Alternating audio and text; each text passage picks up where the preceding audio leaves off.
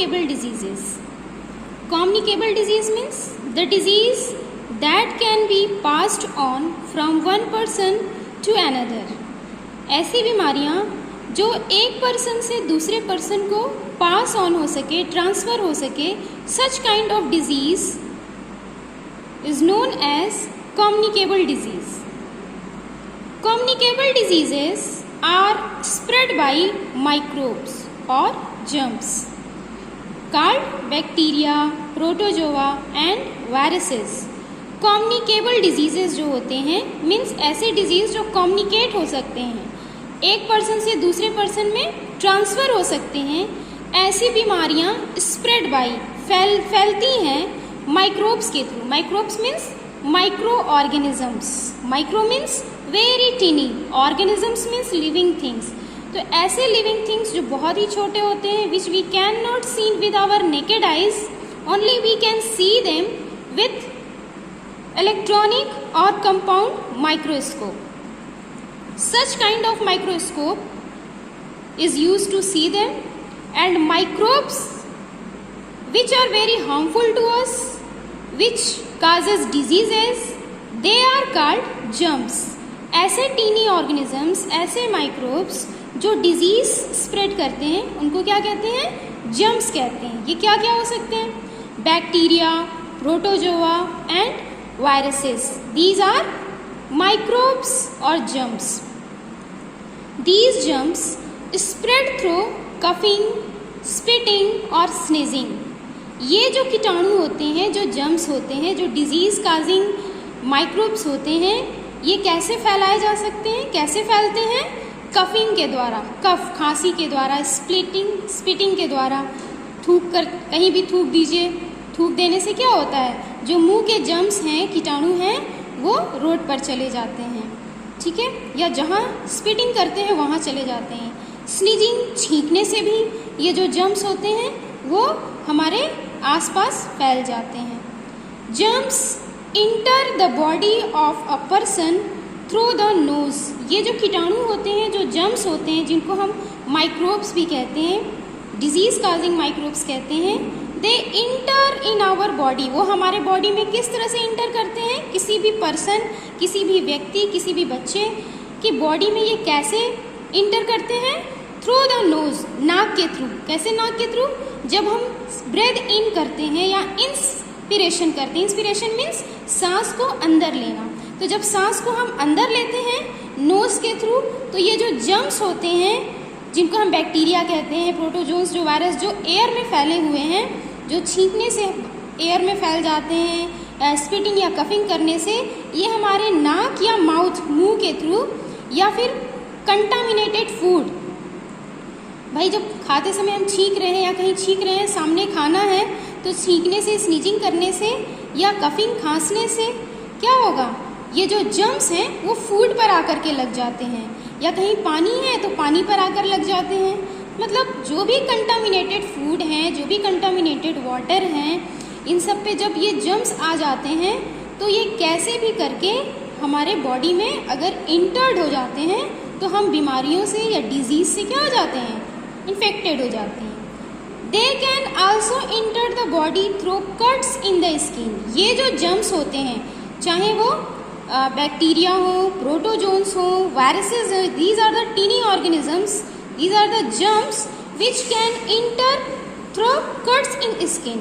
कहीं भी हमारी त्वचा, कहीं भी हमारे बॉडी में कहीं कटिंग हो जाए, कट पिट जाए, चोट लग जाए, कोई घाव हो जाए, तो ये जो जर्म्स होते हैं ये उस पर आसानी से स्प्रेड हो जाते हैं और हमारे ब्लड के थ्रू हमारी बॉडी में इंटर कर जाते हैं.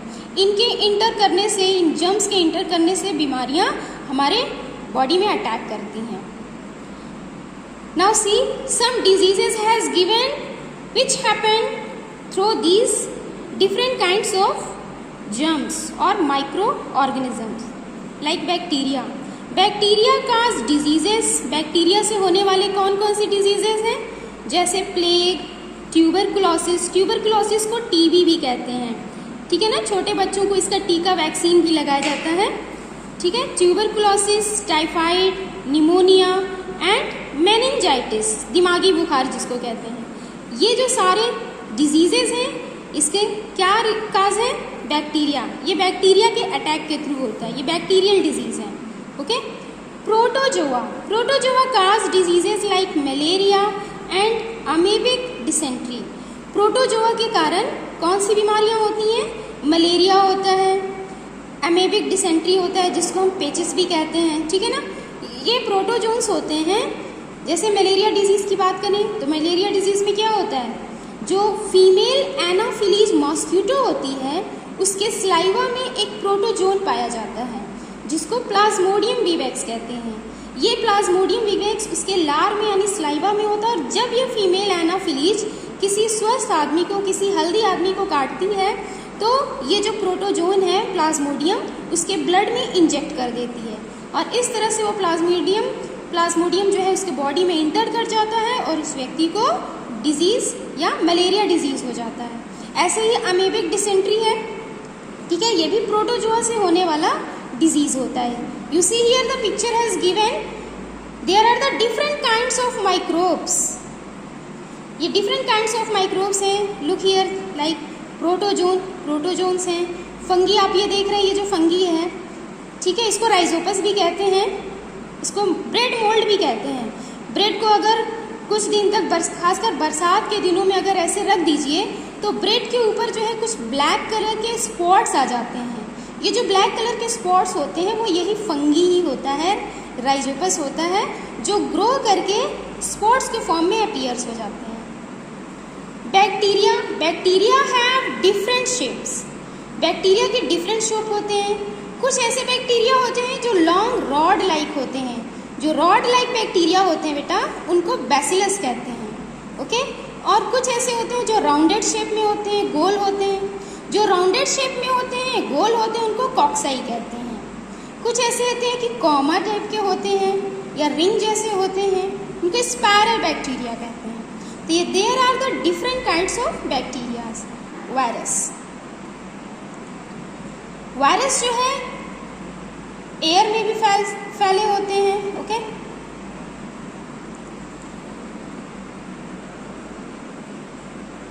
Hemoglobin is a blood protein which color is red. A protein in red blood cells that carries oxygen from the lungs to tissue. Haemoglobin जो होता है वो एक ब्लड प्रोटीन होता है जो RBC यानी रेड ब्लड सेल्स होती हैं जो ऑक्सीजन को कैरी करने का काम करती हैं। ऑक्सीजन को पूरे बॉडी में लंग से लेकर पूरे टिश्यू, बॉडी के जितने टिश्यूज़ होते हैं वहाँ तक ये फैलाने का काम करती है। इवन हमारे ब्रेन में भी ये ऑक्सीजन को पास आउट करता है, ठीक है। Communicable disease, a disease that is spread from one person to another person is known as communicable diseases. Contaminate का मतलब होता है इम्प्योर, पोल्यूटेड और इन्फेक्टेड थिंग्स, ठीक है। अगर किसी फूड के ऊपर जो है जम्स लग गए हैं, ठीक है, उसमें से वो स्पॉयल हो गया, उसमें से बैड स्मेल आ रही है, तो इसका मतलब है कि वो कंटामिनेट हो गया है, अब वो ईटेबल थिंग नहीं रहा, ठीक है, उसमें जम्स ब्रीड कर रहे हैं। तो such like food is known as contaminate food. Understand? Viruses cause diseases like the common cold, polio, chicken pox and measles. Virus के कारण कुछ डिजीज़ होते हैं जैसे कॉमन कोल्ड हो गया, पोलियो हो गया, जिसमें क्या होता है पैर पैरालाइज हो जाता है, पैर जो होता है वो फिजिकली हैंडीकैप्ड हो जाते हैं। चिकन पॉक्स, मिजल्स, चेचक वगैरह हो जाते हैं, किसकी वजह से? वायरस के अटैक की वजह से। Some of the ways in which these diseases spread and discussed below. कुछ ऐसे तरीके हैं जिसमें डिजीज़ जो है फैलता है, इसके बारे में हम नेक्स्ट स्टडी करते हैं। थ्रो डायरेक्ट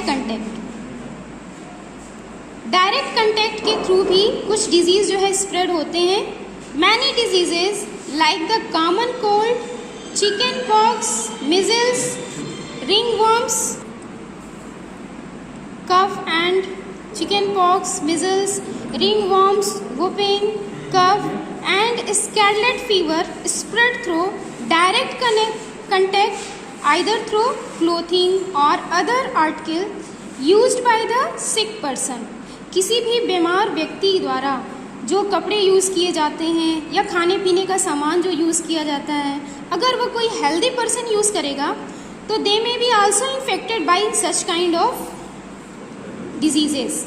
इन बीमारियों से वो भी ग्रसित हो जाएगा। जैसे उसे भी कॉमन कोल्ड हो सकता है, खांसी हो सकती है, चिकन पॉक्स हो सकता है। ये सब जो है डायरेक्ट कंटेक्ट के थ्रू ये सब जो जर्म्स हैं बहुत तेज़ी से ग्रो करते हैं, स्प्रेड होते हैं। मिजल्स, चेचक, रिंग वॉर्म्स जो होते हैं, ठीक है, खुजली वगैरह जो होती है, दांत खाज खुजली, इसमें क्या होता है, अगर आपने आप जिस पर्सन को ये माइक्रोब्स या माइक्रो ऑर्गेनिजम्स जो लगे हुए हैं, जिस पर्सन को रिंग वॉर्म्स में, अगर उनके कपड़े दूसरे हेल्दी पर्सन अगर यूज़ कर लें तो ये रिंग वॉर्म्स के जो माइक्रोब्स हैं, माइक्रो ऑर्गेनिजम्स हैं, वो उसकी बॉडी में भी इंटर कर जाएंगे, उसे भी इन्फेक्ट करेंगे। ओके, तो we should avoid such kind of direct contact through infected food and water. Food अगर इन जर्म से इन्फेक्टेड है या वाटर कंटामिनेट है इन जर्म से, तो इनके थ्रू भी ये कुछ डिजीज़ जो है स्प्रेड होते हैं, यानी कम्युनिकेबल डिजीज़ जो है कम्युनिकेट होते हैं, फैलते हैं। Diseases like typhoid, cholera, diarrhoea, polio and jaundice spread by eating infected food and drinking polluted water. Infected food और वाटर के थ्रू क्या होता है, जो जर्म्स होते हैं वो हेल्दी पर्सन में इंटर करते हैं। जैसे हमने कुछ फूड को खुला छोड़ दिया, खुला छोड़ने से क्या होता है, उस पर फ्लाइज आकर के बैठेंगी, उन पर मॉस्क्यूटोज बैठेंगे, और मॉस्क्यूटोज और फ्लाइज कहाँ से आते हैं, गंदी जगह से आते हैं, डर्टी प्लेस से आते हैं, जहाँ पर ये जर्म्स, बैक्टीरिया, वायरस ब्रीड करते हैं। ये उनके पैरों पर स्टिक हो जाते हैं, और जब यही कैरियर्स या ये फ्लाइज आ करके हमारे भोजन यानी फूड या वाटर पे बैठते हैं, तो ये उन जर्म्स को इन पर लीव कर देते हैं, छोड़ देते हैं। यानी वो फूड जो होता है वो इन जर्म्स के थ्रू इन्फेक्टेड हो जाता है, वो वाटर जो होता है वो इन्फेक्टेड हो जाता है, कंटामिनेट हो जाता है, और अगर वही हेल्दी पर्सन या बच्चे उसको लेंगे तो ये क्या करेगा, उनकी बॉडी के अंदर इंटर करेगा, और इंटर करके हमारी बॉडी को क्या करेगा, अंदर से इन्फेक्टेड करेगा। ठीक है, इससे कौन कौन से डिजीज़ हो सकते हैं, जैसे टाइफाइड हो सकता है, कॉलरा हो सकता है, डायरिया हो जाएगा, पोलियो हो सकता है, जॉइंटिस हो सकती है। ये सारी जो बीमारियां होती हैं ये किसके थ्रू फैलती हैं, ऐसे ही इन्फेक्टेड फूड और ड्रिंकिंग वाटर को लेने से, ड्रिंकिंग पोल्यूटेड वाटर को लेने से ही ये डिजीज़ स्प्रेड होते हैं। तो ऐसी चीज़ों को हमें अवॉइड करना चाहिए। जब भी आप फूड वगैरह रखते हैं तो उनको अच्छी तरह से ढक कर रखना चाहिए। बाज़ार से जो वेजिटेबल्स या फ्रूट्स वगैरह लाते हैं उसको अच्छी तरह से वॉश आउट करके ही ईट करना चाहिए। Flies and cockroach carry germs. जो फ्लाइज होती हैं, मक्खियाँ होती हैं, कॉकरोच होते हैं, ये क्या करते हैं, जर्म्स को कैरीज करते हैं फ्रॉम शीवर्स। श्रीवन जो ड्रेन वगैरह होती हैं, जो नालियाँ होती हैं, सब इनमें पाए जाते हैं, और इन सब जगहों से, गंदी जगहों से आते हैं, जिनकी वजह से इनके लेग्स पर, इनकी बॉडी पर ये जर्म्स स्टिक हो जाते हैं। और जब ये हमारे फूड पर, वाटर पर किसी तरीके से अगर बैठते हैं तो ये हमारे फूड और वाटर को क्या करते हैं, कंटामिनेट कर देते हैं। Handling of food with dirty hands and lack of proper sanitation are the main cause of pollution of food and water. Handling of food, अगर आपके हाथ भी गंदे हैं और गंदे हाथों से आपने फूड को पकड़ा है या खा रहे हैं, ठीक है, तो जो आपके हाथ पर जर्म्स लगे हैं वो जर्म्स कहाँ पर आ जाएंगे, फूड पे आ जाएंगे, और आप उनको ले रहे हैं तो आपके माउथ में जाएंगे, माउथ के थ्रू बॉडी में इंटर कर जाएंगे। इस तरह से वो आपके बॉडी के अंदर इंटर कर जाएंगे तो आपको बॉडी के अंदर वो डिजीज़ क्रिएट करेंगे। लैकिंग ऑफ प्रॉपर सैनिटेशन, साफ सफाई की कमी हो बराबर, इससे भी ये जो डिजीज़ हैं वो हमारे खाने पीने की चीज़ों में आ सकते हैं, हमारे बॉडी में आ सकते हैं। ठीक है, are the main causes of pollution. ये सारी चीज़ें जो है फूड और वाटर के पोल्यूटेड होने का मेन रीज़न होती हैं। Milk from diseases, cows can also be source of infected. कोई जानवर है, कोई काउज है और वो इन्फेक्टेड है, तो उसके इन्फेक्टेड होने की वजह से जो डिजीज है, milk from diseased cow, cows cows अगर डिजीज है, मीन्स उन्हें कोई बीमारी है, तो उनसे निकलने वाला जो मिल्क होगा वो भी हमारे लिए बहुत ही इन्फेक्टेड हो सकता है। ऐसे मिल्क को हमें नहीं लेना चाहिए, क्योंकि उनके मिल्क के थ्रू जब हम उनको लेंगे अपनी बॉडी में तो हमारे बॉडी को भी वो इन्फेक्टेड कर सकता है। Through the air we breathe, हम जिस हवा में सांस ले रहे हैं वो एयर भी कैसा होना चाहिए, क्लीन होना चाहिए, फ्रेश होना चाहिए, हाइजीन होना चाहिए।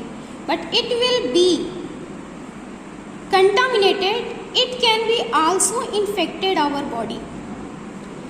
Germs that cause diseases, कुछ जर्म्स होते हैं जिनकी वजह से बीमारियां होती हैं, like chicken pox, whooping cough, diphtheria, influenza and scarlet fever are present in the discharge from the nose and the mouth of patient. Patient के मुंह से या नाक से निकलने वाला जो एयर होता है वो कंटामिनेट होता है। अगर उस पर्सन को, उस व्यक्ति को चिकन पॉक्स है, वूपिंग कफ है, डिप्थीरिया है, तो इसके जर्म्स ऑफकोर्स उसकी बॉडी में होंगे। और अगर वो अपने नोज़ माउथ के थ्रू जब वो ब्रीदिंग करता है तो ये सारी चीज़ों को भी वो अपने आसपास के एयर में, अपने इन्वायरमेंट में स्प्रेड करता है। These diseases can spread through sneezing, और ये सारी बीमारियाँ कैसे फैल सकती हैं? स्नीजिंग करके, छींकने से। जब वो छींकेगा तो छींकने से क्या होगा, उसके मुंह के अंदर के जो जर्म्स हैं उसके नाक से, मुंह से बाहर निकलेंगे, जो आसपास का एयर है वो कंटामिनेटेड हो जाएगा। और अगर उसी कंटामिनेटेड एयर में कोई हेल्दी पर्सन इंस्पिरेशन कर ले, सांस अंदर ले ले, तो ये हवा उसकी बॉडी के अंदर इन कर जाती है, जिससे उसकी बॉडी भी इन सब डिजीज से इन्फेक्टेड हो सकती है।